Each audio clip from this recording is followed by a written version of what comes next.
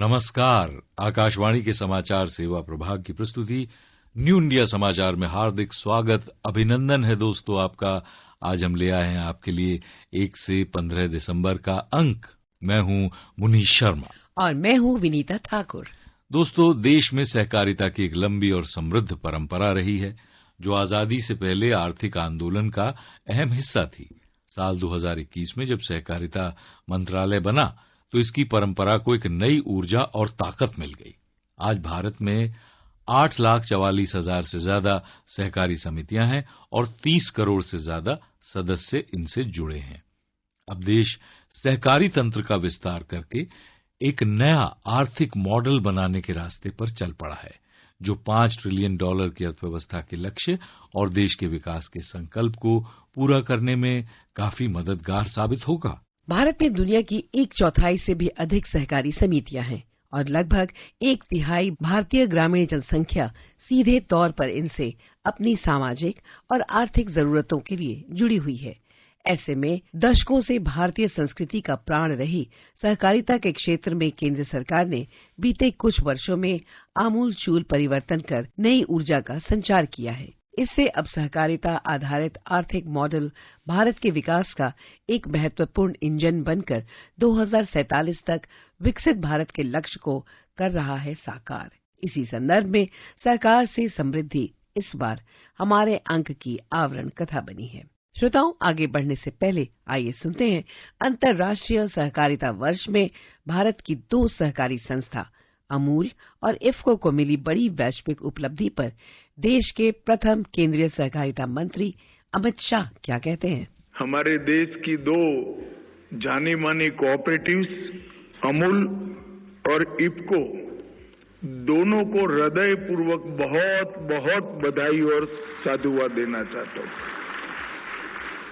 क्योंकि international cooperative alliance ने अमूल को विश्व का जो रैंकिंग तय होता है उसमें पहले स्थान पर समग्र विश्व में रखने का काम, और दूसरा स्थान भी भारत की ही कोऑपरेटिव इफ्को को मिला है। ये दिखाता है कि आज भी कोऑपरेटिव का कंसेप्ट, कोऑपरेटिव का विचार, कोऑपरेटिव संस्कृति कालबाह्य नहीं हुई। मैं तो गुजरात से आता हूं। बचपन में छोटा सा बच्चा था, तब से डेयरी सेक्टर ने गांव के किसानों को और गरीबों में क्या जादुई परिवर्तन उनके जीवन स्तर में उठाने के लिए किया है, उसको देखा हूं। परंतु आज श्वेत क्रांति की वाहक अमूल बनी है और 36 लाख किसान सदस्य, 18,000 ग्रामीण समितियां और 18 जिला संघों के माध्यम से देश भर में 3 करोड़ लाख लीटर दूध रोजाना कलेक्ट करने का काम अमूल करती है। मित्रों, ये बताता है कि 36 लाख किसान हैं, जिसमें 65% से ज्यादा महिलाएं हैं और ज्यादातर ग्रामीण परिवेश की महिलाएं हैं। वो इकट्ठा होकर 100 रुपये की पूंजी लगाकर 90,000 करोड़ के टर्नओवर का एक इतना बड़ा कोऑपरेटिव सफलतापूर्वक इतने सालों से चला रहे हैं। ये बताता है कि हमारे देश में कोऑपरेटिव की संभावना कितने विशाल स्तर पर है। दोस्तों, इसके अलावा व्यक्तित्व की कड़ी में भारतीय कला के नायक नंदलाल बोस, आईसीसी महिला विश्व कप चैंपियन के साथ प्रधानमंत्री नरेंद्र मोदी की बातचीत, दिल्ली बम विस्फोट पर पीएम मोदी की 2 टूक के साथ साथ अंतर्राष्ट्रीय दिव्यांगजन दिवस और परमाणु ऊर्जा पर विशेष सामग्री, केंद्रीय मंत्रिमंडल के फैसले और प्रधानमंत्री नरेंद्र मोदी के पखवाड़े भर के कार्यक्रमों को भी इसमें शामिल किया गया है। साथ ही पत्रिका के इनसाइड पेज पर बिहार विधानसभा चुनाव परिणाम और बैक कवर पर 6 दिसंबर को बाबा साहेब डॉक्टर भीमराव आम्बेडकर के 70वें महापरिनिर्वाण दिवस पर विशेष सामग्री को भी समाहित किया गया है। हिमालय की गोद में बसे भूटान और भारत के बीच का रिश्ता केवल सीमा से नहीं बल्कि संस्कृति और संवेदनाओं से भी जुड़ा है। दशकों से ये संबंध विश्वास, सहयोग और साझी समृद्धि के रास्ते पर आगे बढ़ता रहा है। इन्हीं संबंधों को नई ऊंचाई देने के लिए प्रधानमंत्री नरेंद्र मोदी 2 दिन की भूटान की यात्रा पर रहे। इस दौरान दोनों देश के बीच कई महत्वपूर्ण निर्णय और समझौते हुए। यात्रा के दौरान पीएम मोदी थिम्पू में चतुर्थ डुक ड्वाल्पो की 70वीं जयंती कार्यक्रम में शामिल हुए। साथ ही वैश्विक शांति महोत्सव में भी भाग लिया। भारत में पुरखों की प्रेरणा वसुधैव कुटुंबकम यानी पूरी दुनिया एक परिवार है। ऐसे में सर्वे भवन्तु सुखिनः मंत्र के माध्यम से सभी के सुखी होने की प्रार्थना दोहराई। पीएम की भूटान यात्रा से जुड़ी सभी महत्वपूर्ण जानकारी पत्रिका में साझा की गई है। परमाणु और नाभिकीय संयंत्र का नाम आते ही लोगों के मन में उनकी सुरक्षा को लेकर चिंताएं जागृत हो जाती हैं, लेकिन भारत में इन प्लांट्स और आसपास के क्षेत्र को विशेष मानकों के साथ सुरक्षित और संरक्षित किया गया है। रिक्टर पैमाने पर 8.6 से 9 की तीव्रता के भूकंप भी आए तो देश के परमाणु संयंत्रों पर कोई प्रभाव नहीं होगा। देश के लिए महत्वपूर्ण इन संयंत्रों के विस्तार के लिए भारत सरकार नए मिशन पर काम कर रही है, तो इनकी सुरक्षा और संरक्षा का भी लगातार मूल्यांकन करती है। बीते दिनों परमाणु ऊर्जा विभाग के मंत्री की तरफ से संसद में दिए गए एक जवाब में ये बात साफ की गई कि दुनिया में कभी भी न्यूक्लियर संरक्षा से संबंधित यदि कोई बड़ी घटना होती है तो उस हिसाब से जांच के लिए संरक्षा पुनर्मूल्यांकन किया जाता है। परमाणु ऊर्जा पर विशेष रिपोर्ट पत्रिका में शामिल है। अपनी स्थापना के बाद से बीते 25 वर्षों में उत्तराखंड ने पहाड़ की सीमाओं से आगे बढ़कर इंफ्रास्ट्रक्चर, शिक्षा, पर्यटन, कृषि, कौशल विकास, व्यवसाय के साथ समृद्ध आध्यात्म और सांस्कृतिक विरासत को भी नए आयाम दिए हैं। तभी उत्तराखंड के रजत जयंती समारोह में प्रधानमंत्री नरेंद्र मोदी ने कहा कि यदि राज्य तय कर ले तो आने वाले वर्षों में ये विश्व की आध्यात्मिक राजधानी के रूप में स्थापित हो सकता है। उत्तराखंड के इतिहास में 9 नवंबर की तारीख एक लंबे और समर्पित संघर्ष के परिणाम का दिन है। उत्तराखंड के लोगों ने जो स्वप्न देखा था उससे 25 वर्ष पहले अटल बिहारी वाजपेयी के नेतृत्व वाली केंद्र सरकार ने पूरा किया था। आज उत्तराखंड जिस ऊंचाई पर है उसे देखकर इस राज्य के निर्माण के लिए संघर्ष करने वाले लोग बेहद प्रसन्न होंगे। दोस्तों, प्रदेश की विकास यात्रा को गति देने वाली शिक्षा, स्वास्थ्य, पर्यटन और खेल से जुड़ी कई परियोजनाओं का उद्घाटन और शिलान्यास पीएम मोदी ने समारोह में किया। इससे रोजगार के नए अवसर सृजित होंगे।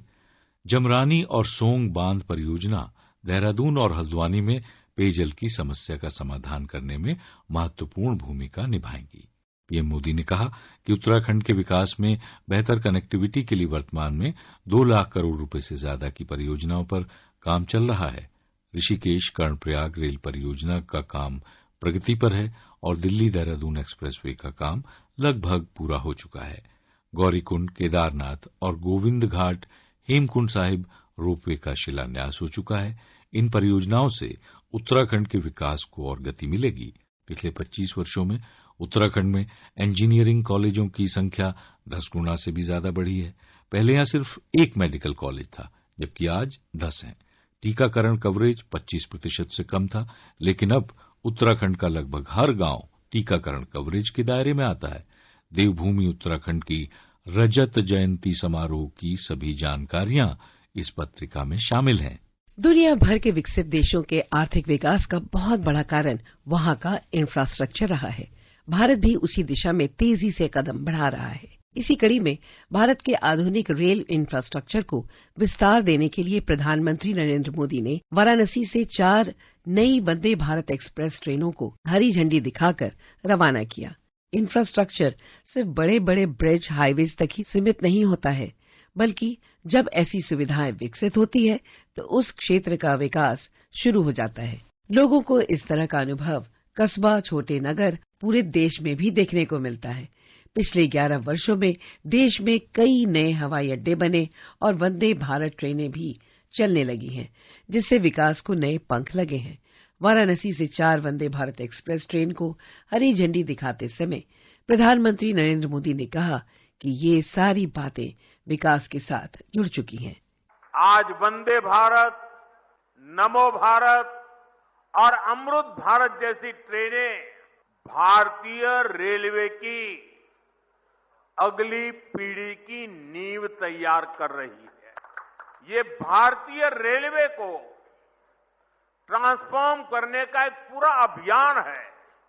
वंदे भारत भारतीयों की, भारतीयों द्वारा, भारतीयों के लिए बनाई हुई ट्रेन है, जिस पर हर भारतीय को गर्व है। वरना पहले हम कर सकते हैं क्या? ये तो विदेश में हो सकता है, हमारे यहां होता। होने लगा कि नहीं होने लगा? हमारे देश में बन रहा है कि नहीं बन रहा है? हमारे देश के लोग बना रहे हैं कि नहीं बना रहे? ये हमारे देश की ताकत है।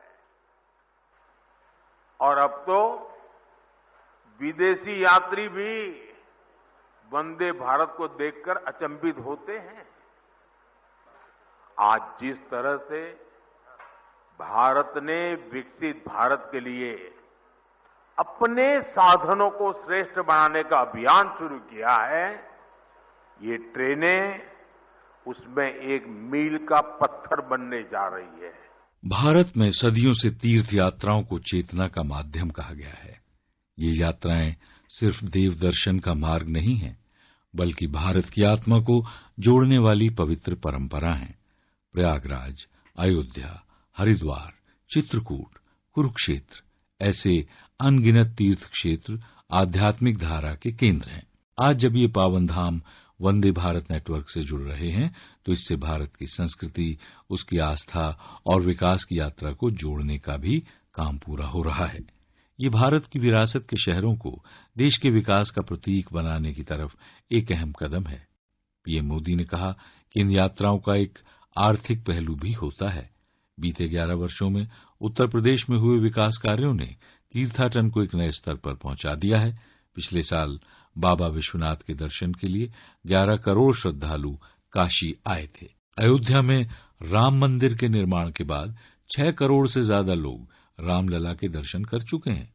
यूपी की अर्थव्यवस्था को इन श्रद्धालुओं ने हजारों करोड़ रुपए का लाभ पहुंचाया।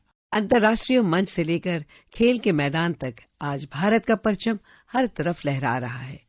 इसी परचम में एक और सुनहरा अध्याय तब जुड़ा जब देश की बेटियों ने आईसीसी महिला विश्व कप 2025 जीतकर भारत के गौरव को आसमान पर पहुंचा दिया। विश्व कप विजेता की इन्हीं महिला क्रिकेट खिलाड़ियों से प्रधानमंत्री नरेंद्र मोदी ने मुलाकात की और उनके जज्बे, मेहनत और साहस को सराहा। खेल के मैदान में जब भारतीय खिलाड़ी खेल रहे होते हैं ना दोस्तों, तो उनके पीछे पूरा देश एक साथ खड़ा रहता है।